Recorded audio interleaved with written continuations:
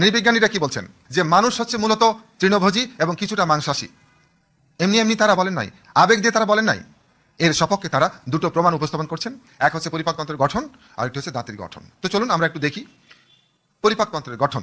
আমরা যদি দেখি যে তৃণভোজী প্রাণী, এই যে হরিণ একটা তৃণভোজী প্রাণী, এর পরিপাকতন্ত্রের দৈর্ঘ্য হচ্ছে 28 ফুট। কেন? হরিণের যে খাবার, লতা পাতা, শাকসবজি, আঁশ, এগুলো হজম করার জন্য দীর্ঘ পরিপাকতন্ত্রের প্রয়োজন। অন্যদিকে বাঘের পরিপাকতন্ত্রের দৈর্ঘ্য হচ্ছে 3 থেকে 7 ফুট। স্পেসিস ভেদে কারো 3 ফুট, কারো 5 ফুট, কারো 7 ফুট। কেন? কারণ বাঘের খাবারে কোনো আঁশ থাকে না, ফাইবার থাকে না, মাংস থাকে। বাঘের মূল খাবার মাংস। এই হজম করার জন্য এই 3 থেকে 7 ফুট পরিপাকতন্ত্র যথেষ্ট। এখন মানুষের পরিপাকতন্ত্রের দৈর্ঘ্য কত? 30 ফুট, গড়ে 30 ফুট। মানুষের পরিপাকতন্ত্রের দৈর্ঘ্য 30 ফুট, এবং এটি ইন্ডিকেট করে যে মানুষ হচ্ছে মূলত তৃণভোজী প্রাণী। অন্যদিকে দাঁতের গঠন যদি আমরা দেখি, যে মাংসাশী প্রাণী কুকুরের দাঁত দেখুন একরকম, আর তৃণভোজী প্রাণী ছাগলের দাঁত দেখুন আরেক রকম। মানুষের দাঁত এই দুটোর মিক্সচার। বিজ্ঞানীরা বলছেন আমাদের 4টা দাঁত হচ্ছে কুকুরের দাঁতের মতো, এবং এই 4টা দাঁতকে বলা হয় ক্যানাইন টুথ।